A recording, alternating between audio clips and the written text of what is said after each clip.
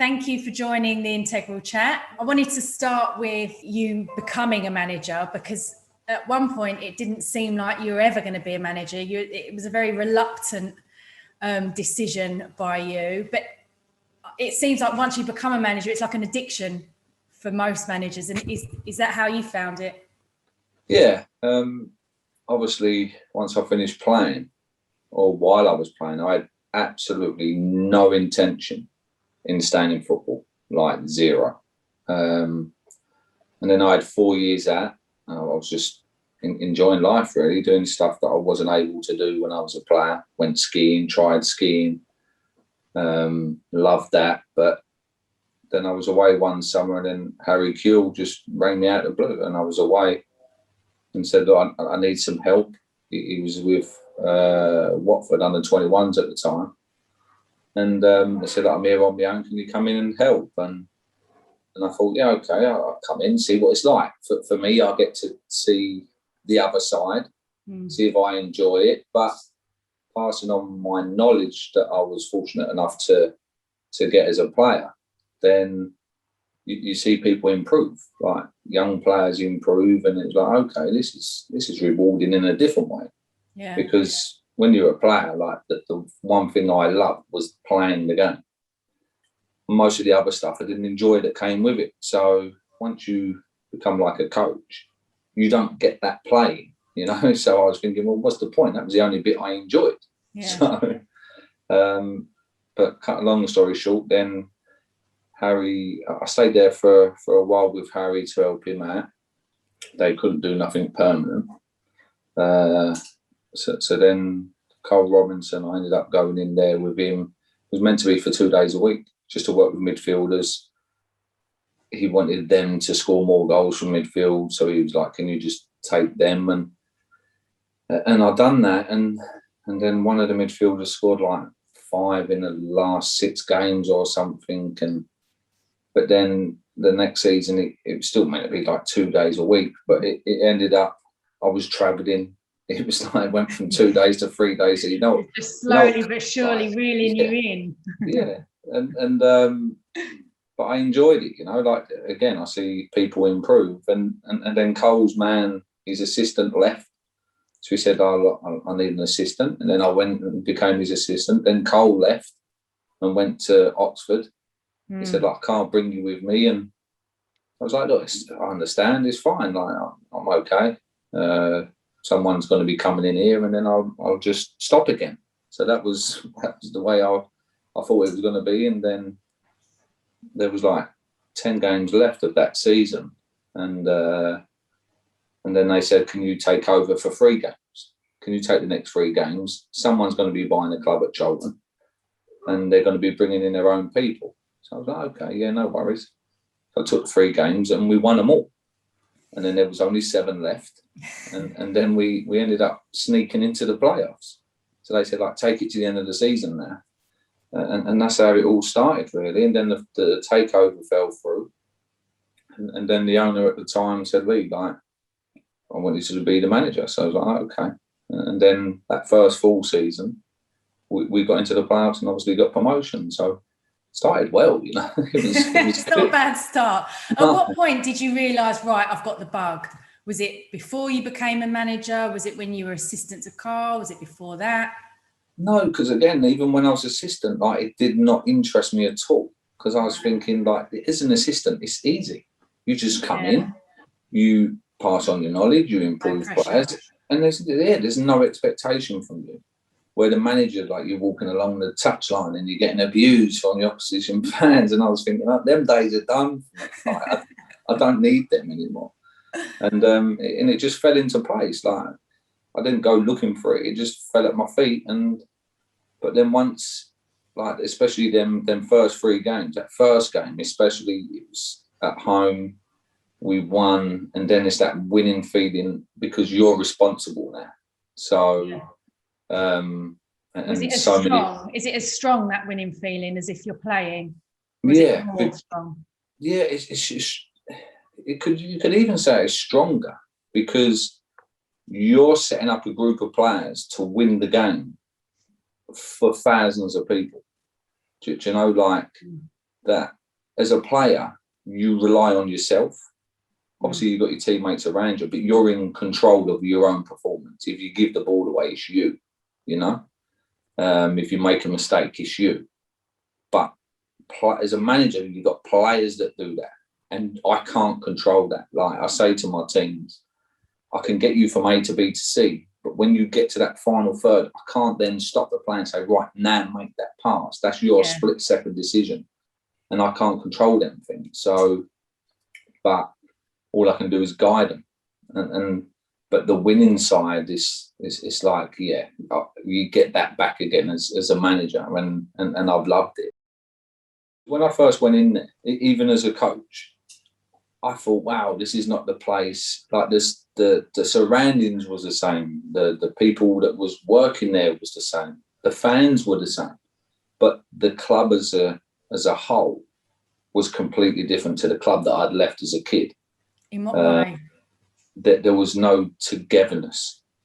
Like the one thing I know from Charlton is that the fans and the players always had a connection, and the fans would always get behind the team and sing for them and help them.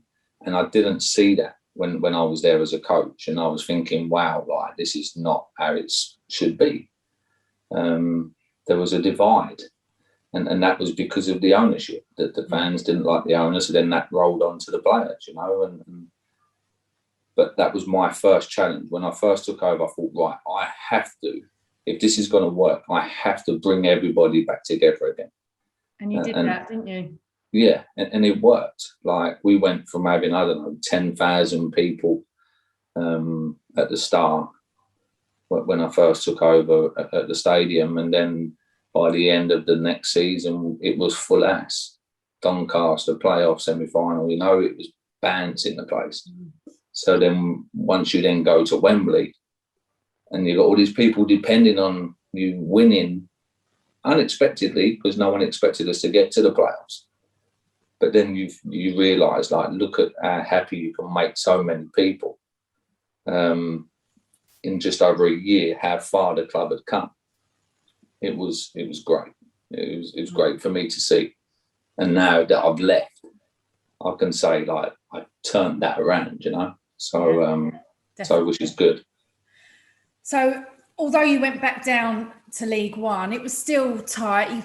You could have maybe stayed up. I mean, I think this season with the same number of points, you would have stayed up in the Championship.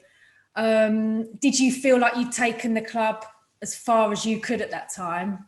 Yeah, because obviously when we went into the Championship, I thought that here we go, like now we've shown what we can do. Just give us some backing and maybe we could kick on a bit again, you know, stabilise ourselves and then kick on. But it went the opposite way. We went up a division and our budget got lower.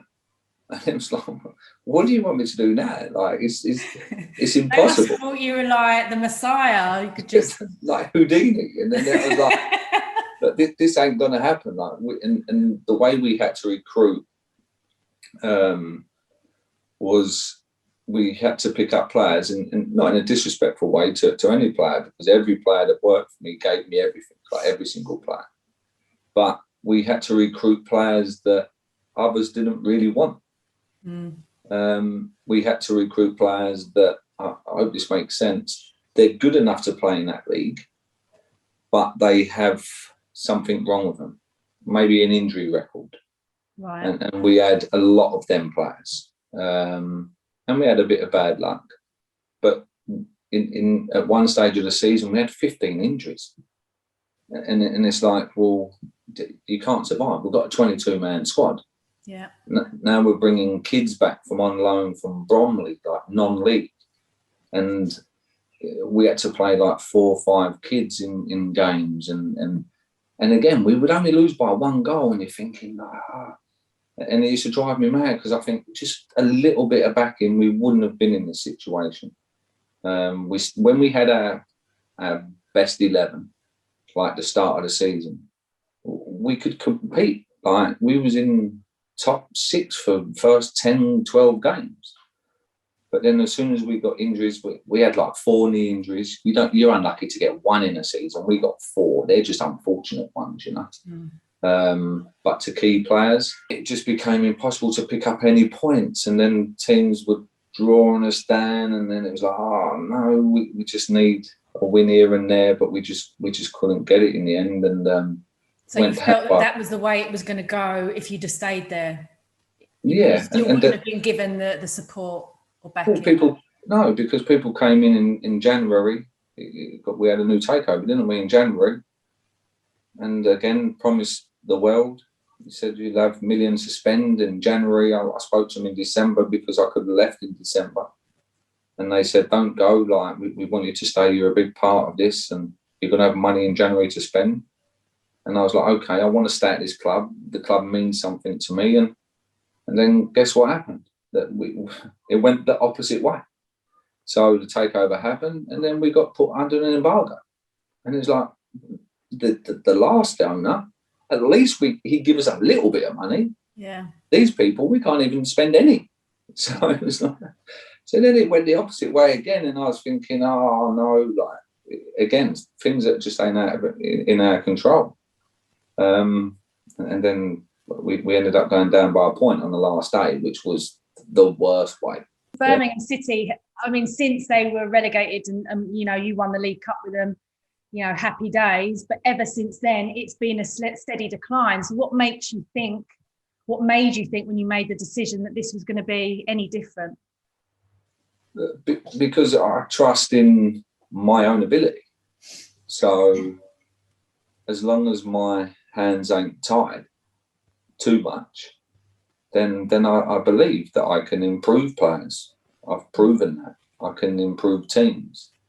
So that's why, and I just felt like, you know, I've taken Charlton, again, start of last season, still under the embargo, couldn't sign players. We was playing like 17-year-old centre-half, never played a senior game. It was just too much. And then obviously we had the new owner come in. He was a nice man, and his intentions are very good. But I just felt like, you know, this is my time now for a new adventure, a new challenge. I've left the club in a better place than where I joined. Obviously, Birmingham being a club that I played for, I thought, you know, I know the club, I know the potential. Like you said, like we got to Wembley and we won the cup, and I know what the fans bring. Like, I know everything about it. So, was it a challenge? Yes. Did a lot of people say to me, "You're crazy! Like, what are you doing?"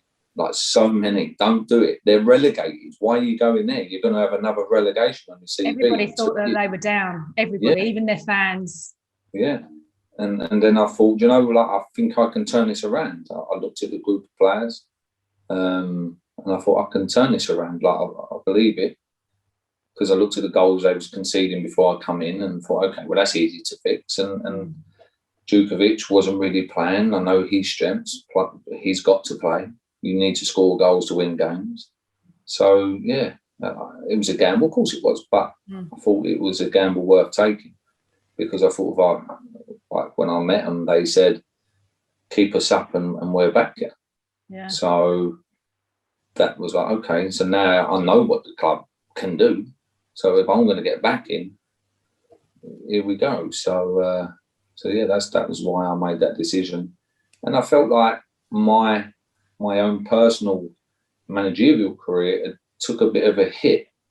You know, like, I done well in the beginning, then a relegation. It's never good, no matter what the circumstances. No one looks at behind the scenes and what's going on. They just look, well, you've been relegated. So I thought, well, this is an opportunity for me to put that right. Everyone's written Birmingham off. I can now put myself back on the map, if you like. I didn't expect us, I'll be honest, to be safe with 2 games to go. Like, I didn't. I thought it maybe a game to go, maybe last day again. But we managed to do it early, and it was credit to the players, because not only like for me to come in with my ideas, I had like 24 hours before the Reading game, and then I just simplified everything. You know, like I was like, right, this is how I want you to defend. This is what I want you to do in possession. See when you're in that position, I'm telling Djukovic, he's got to be there. You must now cross it. Just simplified everything. But most importantly, the defensive side. Like the defensive side, don't concede. You're going to win because we're going to score goals. And this is how I want you to mark when a cross is coming in. And then and to be fair to the players, they all said, like the captain said after, like the day before the game, this is all we've needed, just some guidance. And I was like, okay, you know what I want. You all work as a team. You compete for everything. And again, they just thrived off it, and they just individually and together, their togetherness was very good, very good. So where do you think you can take Birmingham now? And is it still a case of having to kind of juggle and get loans in and free transfers and things like that? Yeah, it's going to be tough. Like that for the last 4 or 5 years, they've been in a relegation fight every season for the last 4 or 5 years. Taking last season, they've gone to the last day for the 4 seasons before that. I know. So is it going to be easy? No, but we've seen what we're capable of doing, just depending on our recruitment, who we can bring in.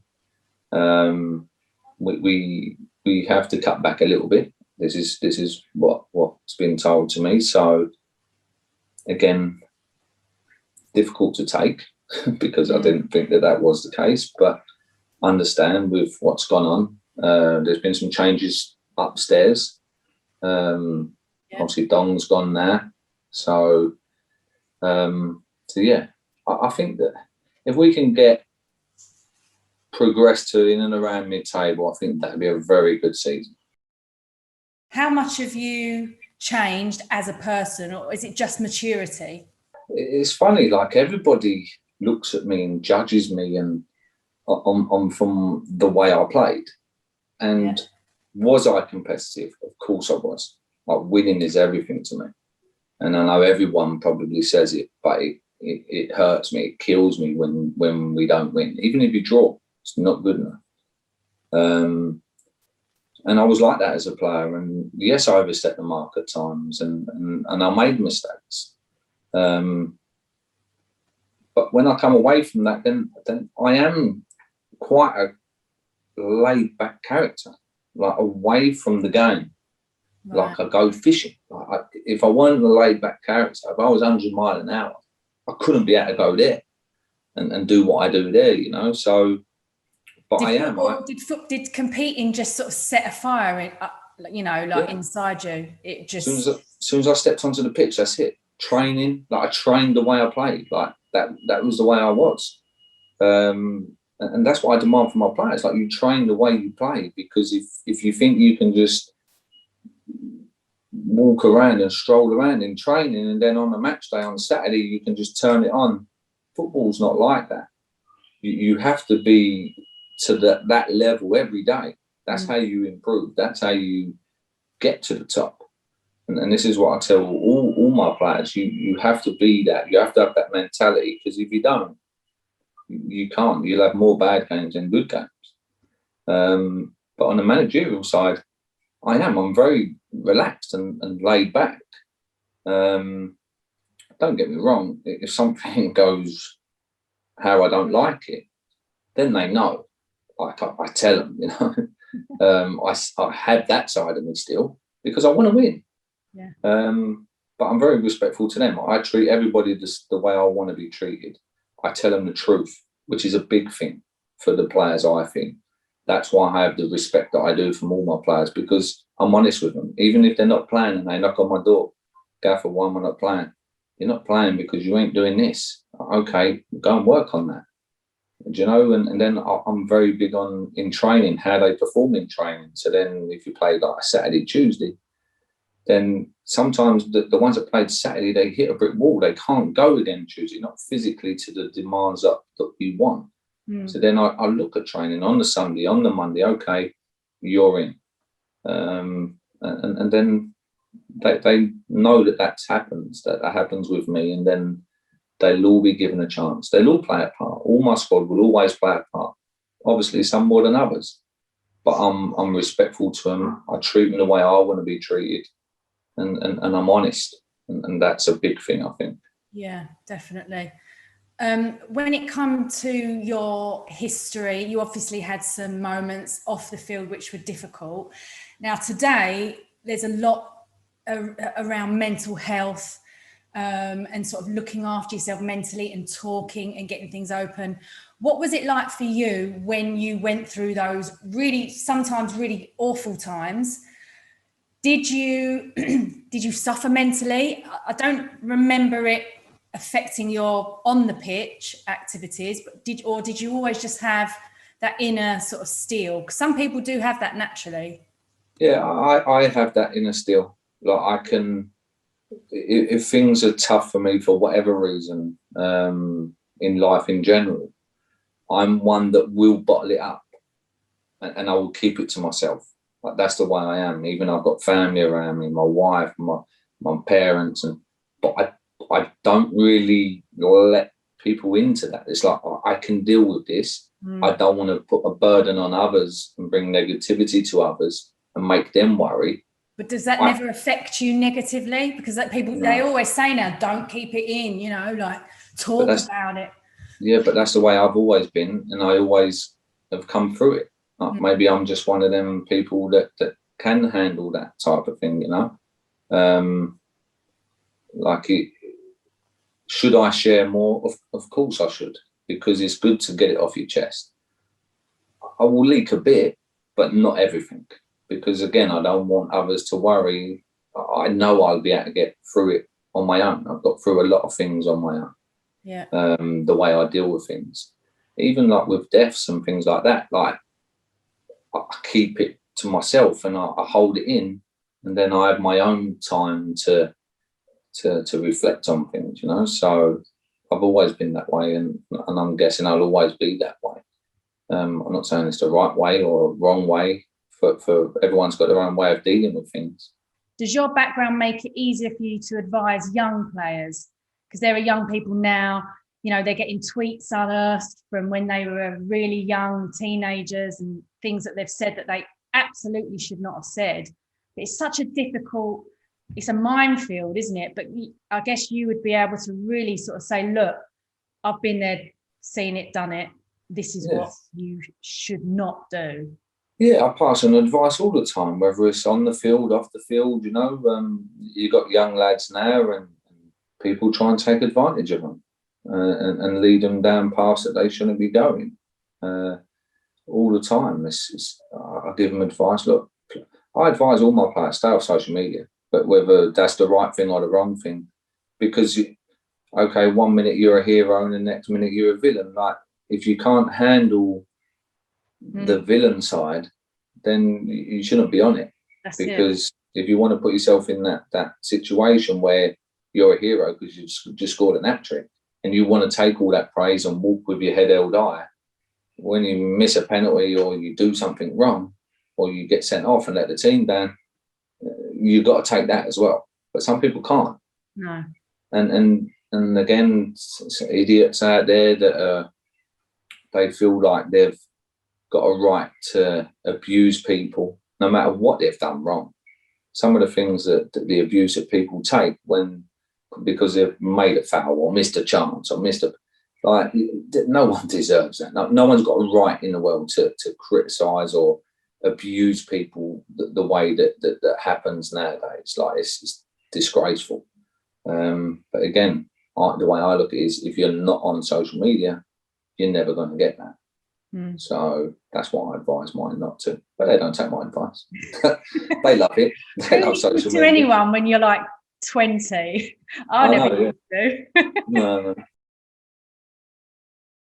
you know what? I've taken a bit of most of my managers, a little bit of everyone. So Bobby, like, his enthusiasm for the game, and I watched with him late on, he was like 70, 71. His enthusiasm was unreal. Like, we'd be doing pre-season and he'd be jogging alongside us, and you're thinking, wow, like 70 years old and you're doing sit-ups in the gym with us. And I'm thinking, I'll be on the beach. If I'm still around, I'll be happy to be still around, but I wouldn't be doing this. Like, no chance. But he just loved the game. He loved the camaraderie around the place, you know, like he was unreal. And whenever you went, he'd pull you in the office and he'd drop you. And he'd say, me, Lee, like, I'm going to leave you out. I think you need a rest. But you know, it's not you need a rest. But he would make you feel like that's what you needed. By the time you walk out, you think, you know what? Yeah, I think I do need a rest. Like he persuaded you, and he was so comical. It's great to work with. So your favourite thing? Sorry? Your favourite? My favourite manager? I don't think I have one. I don't have a favourite manager. Like, I thought David O'Leary, what he done at Leeds was very good, like to take over from George Graham, who put everything in place for him. Yeah. But then I look at assistants, like Eddie Gray was very good for me, very good, because that was a time in my career I was flying and I was young.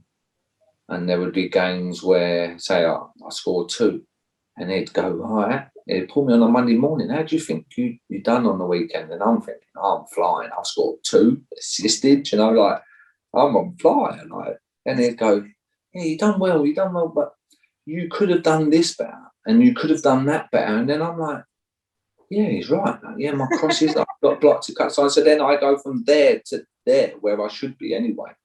Right. But he was but if I had a bad game, he would then still do the same. So I'd come in on a Monday and he'd be like, how do you think it went? I said, I thought I struggled. I don't think I impacted the game. And he's like, but you had a outstanding job for the team. You was up and down. You covered this place, covered that. You done very well. A team performance. You was excellent. So then I'm like, oh, yeah, I did do well. Do you know, like, so he picked you up when you needed picking you up, but put you down when you needed putting down. Never. So again, I'd take that. Graham Souness is honesty. He wouldn't try and persuade you that you was tired and you need to be brought out. He would tell you that weren't good enough. Like you ain't playing because that weren't good enough. Okay, I'll go away and I'll improve then. But I like that.